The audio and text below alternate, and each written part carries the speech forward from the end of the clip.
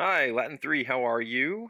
It is Thursday, and today is a little bit of a review day. So I wanted to go over some most missed items and just talk about, kind of what you're missing. And then I'm going to give you an opportunity on Buzz to show me that you get it, show me that you've learned a little bit here. Okay. So basically, three different things. The first one is the subjunctive review, just identifying subjunctive clauses. So on the Masada 1 story, there were two in particular that I think were tough. I think the vocabulary was on the more on the obscure side for the types of things that we're looking for. So I wanted to point you in the right direction here. So let's look on my screen here at the first one. Quintus nesciebat quo modo cogitumus mortuus esset. Okay. Now, um, a general review here. Here are the five subjunctive clauses that we know. We know purpose, result, indirect command, indirect question, and cum clause. Now, I've put them like that. I've split them up like that because a little bit of a hint. If I ever ask you to identify a subjunctive clause, if it has oot, it's got to be one of those three. Okay?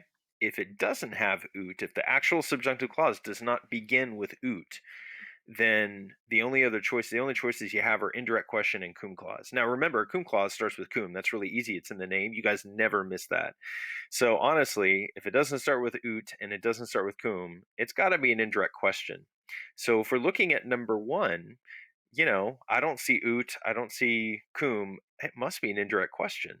Now, the other part of this too is quo modo, and this is what I meant on the obscure side. Quo modo is one of our more obscure question words, but it means how. Literally, it means in what way. So Quintus didn't know how or in what way Cogdunmus was dead, or maybe had died, is probably the better way to say that there.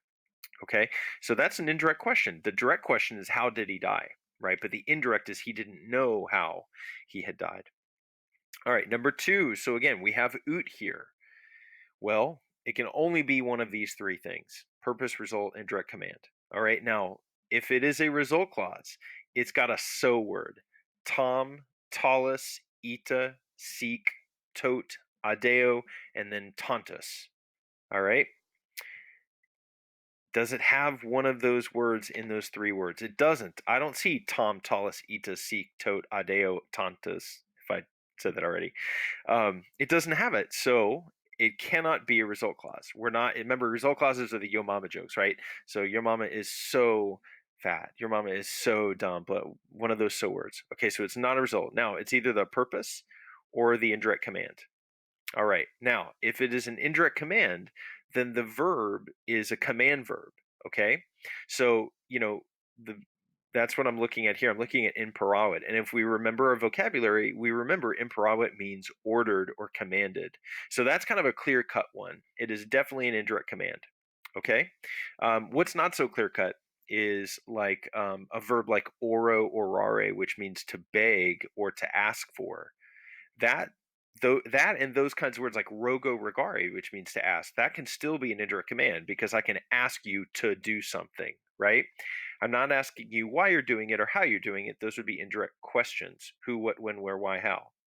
I'm asking you to do something, right? I do that all the time, right? That's my tone as your teacher. I would never say I'm telling you to do this. That sounds pretty rude. I'm saying I'm asking you to do it. It's still an indirect command though grammatically. Okay.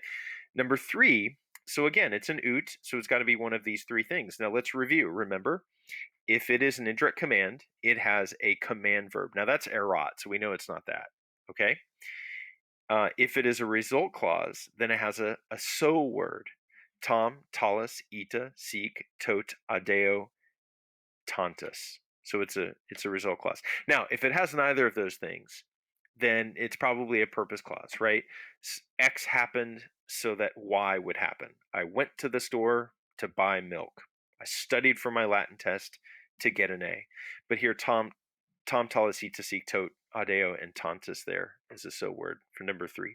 So I hope that helps a little bit with the subjunctive review.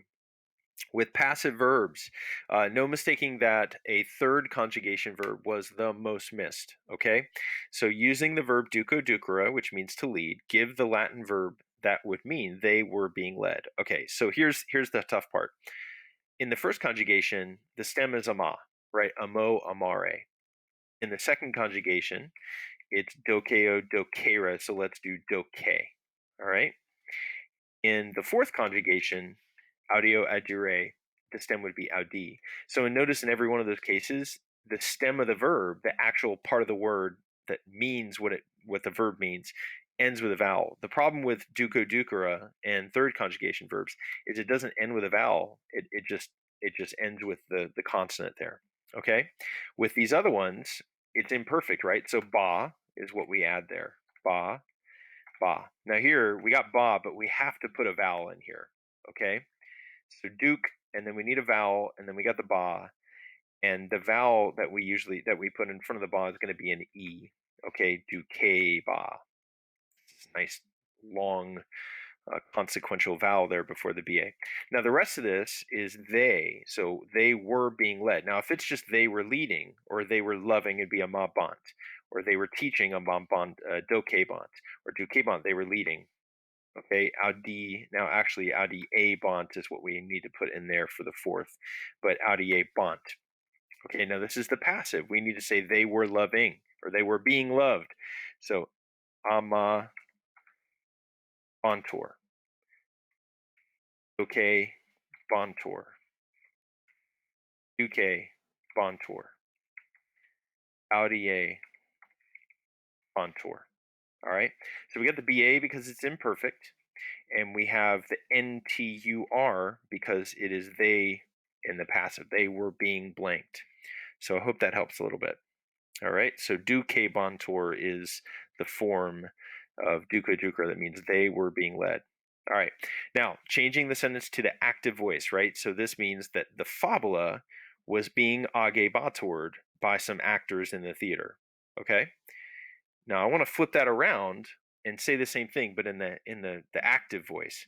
So if my passive is that the fabula was being agebatoured by actors, the active would be that the actors were putting on is a good translation for ago there, the fabula, okay, the play.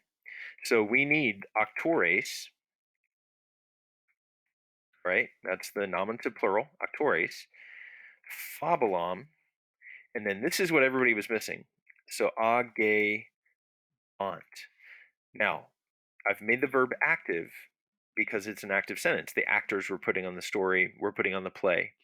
But this is what everybody missed is that my new subject there, actors, is plural. So my ending needs to be plural as well. A lot of us, when we did this, we put agebat, which is understandable, right? Because you got agebator, and you're like, okay, let's make that active, and so just take off the All right, but it does need to be agebant. Now I'm just going to put back the in teatro, and we've got it. But the hard part about this was we have our subject, which is now plural, and so our verb needs to be plural as well. So the actors were putting on the play in the theater. So again, I hope that helps. For present participles, okay, there's a little bit of a cheat here. I think some of you guys have figured this out, some of you haven't, but we've got, first of all, we got two words here. Right? We have sedens, sitting, and ducens, leading. So the first thing is, we just need to figure out what works in the sentence. And the sentence says, I see Salvius blinking near the arch. Okay? So the first thing is he sitting near the arch or is he leading near the arch? And I think you guys can tell it's sitting, right? Now here's the other thing is the grammar helps guide you as well. We are describing Salvius, right? But it's Salvium here, which means that your only possible answers are sedentem. Well, actually, your only possible answer is sedentem, right? It's not ducentes, that's plural. It's not sedens or ducens, that's nominative singular. And we need to describe salvium, who is accusative and singular there. So sedentem grammatically is the only answer that actually works there. Okay? So again, use the grammar as a little bit of a cheat. All right, next one. Uinus victimam sacrificans arai apropinquavit. Now, the only thing that you guys missed here, really, is we have two different parts of the sentence, right? We got the Eunice, the young man, approached the altar, right? That's the main sentence, and then we have this participial clause, right? We've got sacrificing the victim, or victim can also mean sacrifice, but that would be weird to say sacrificing the sacrifice, right? So here's the deal. The only thing we missed here is that some of you guys switched up and you said the young man approaching the altar sacrificed the victim. And so we've kind of switched which word the participle is. And so we don't want to say that. So sacrificing, sacrificans, so that participle there is reflected, and then the main verb approach the altar. All right. So use that to look at the review items buzz quiz that I'm giving you guys, and hopefully that'll bring some clarity. And then, of course, if you have any questions, just let me know. Okay. Bye.